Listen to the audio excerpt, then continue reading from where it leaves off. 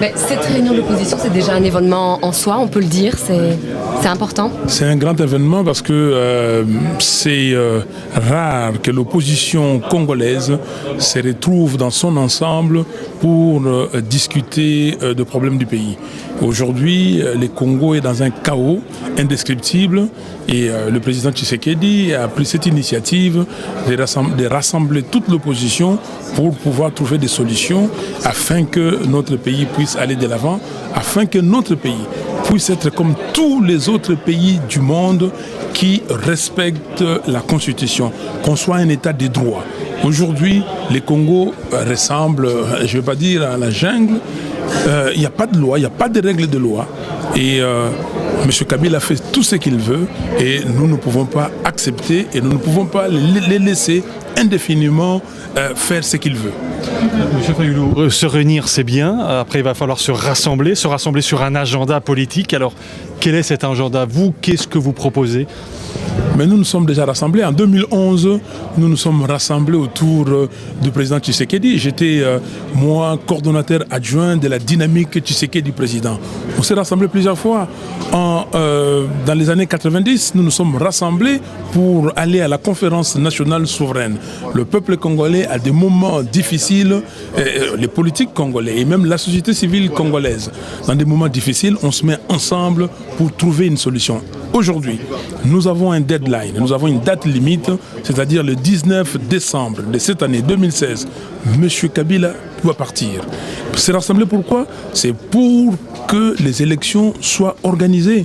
C'est rassemblé pourquoi? C'est pour que la Constitution soit respectée.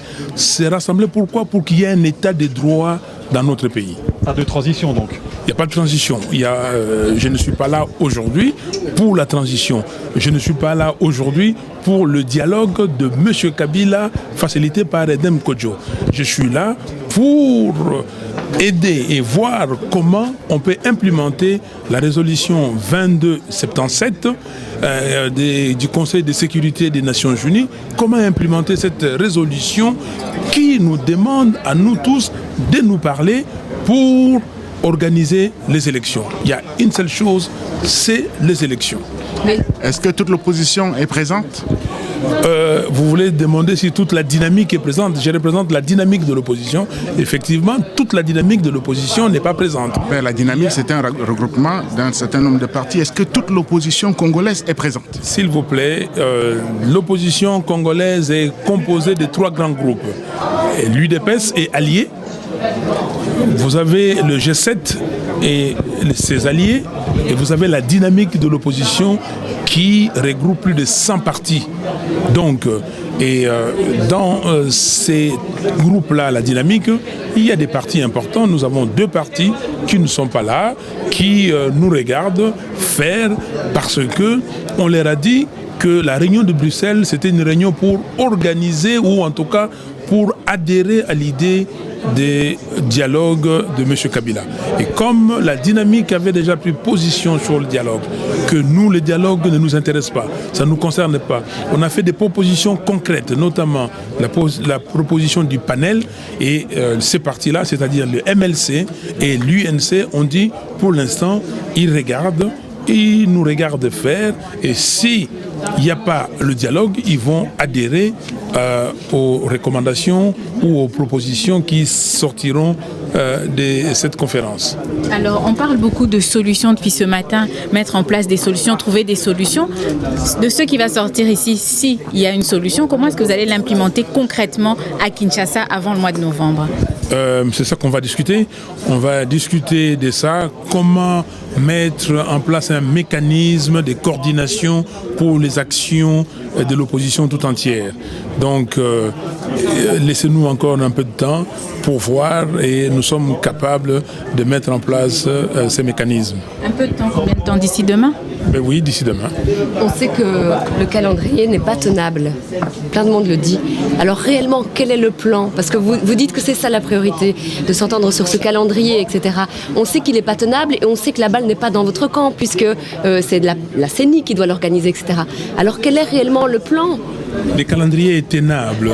Je peux vous faire la démonstration, nous sommes devant les caméras de télé ici, c'est très difficile, mais je peux vous dire, la CNI, la Commission électorale nationale indépendante, a déjà lancé un appel d'offres depuis le mois de février. Aujourd'hui, il y a des documents qui se font. La CNI dit qu'elle est capable d'organiser l'enrôlement des électeurs dans 2 mois. La CNI a par exemple donné les sites, oui, la CNI a donné les sites pour la ville de Kinshasa. Il y a déjà à Kinshasa, il y a des sites et il y a des kits, 1927 kits. 1927 kits, si un kit prend 80 enrôlés par jour, nous pouvons faire pour Kinshasa 5 500 000 électeurs en 55 jours. On a fait la démonstration. Donc, tout est possible dans les délais constitutionnels si on le veut. Mais, M. Nanga, au mois de février, le président de la CNI nous avait demandé de l'aider parce qu'on pouvait organiser les élections dans les délais constitutionnels. Ça, c'est lui qui parle. Nous avons un document qu'on lui a remis et qu'on a remis aussi au secrétaire général des Nations Unies, Ban Ki-moon. Donc, s'il y a de l'argent, et c'est ce que nous demandons à la communauté internationale, et c'est M. Nanga qui nous a dit, si j'ai des hélicoptères, si j'ai le moyen humain, j'ai la logistique, je peux tenir. Et nous pensons qu'on peut tenir parce que la démonstration, je peux vous la faire, on peut tenir. Nous avons fait d'ailleurs, d'après notre démonstration, que tout on peut enrôler 36 800 000 électeurs dans 46 jours. Le moyen de pression, ce sera la rue alors ? Tout à fait, le moyen de pression, c'est la rue. Si M. Nanga, au 19 septembre de cette année, ne nous donne pas un calendrier précis, nous allons commencer ce que nous avons appelé l'action Kabila dégage.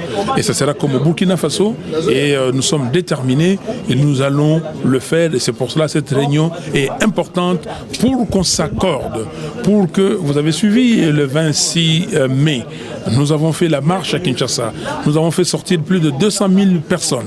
Et maintenant, nous allons sortir encore. Nous allons organiser des journées villes mortes. Nous allons organiser des marches. Nous allons organiser des meetings pour que M. Kabila comprenne que ce n'est plus le temps comme a dit, de la dictature.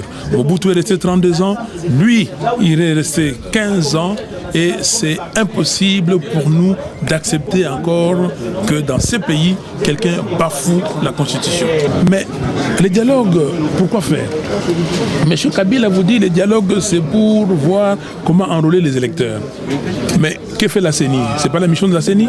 M. Kabila vous dit que le dialogue, c'est pour discuter du budget pour le processus électoral. Mais moi, je suis député. Nous avons voté un budget de plus de $600 000 pour cet exercice 2016 pour les élections. M. Kabila dit pour sécuriser le processus électoral. Est-ce que les gens qui vont aller au dialogue, ils sont des militaires, ils sont des policiers, ils sont des services de renseignement, ils sont la MONUSCO?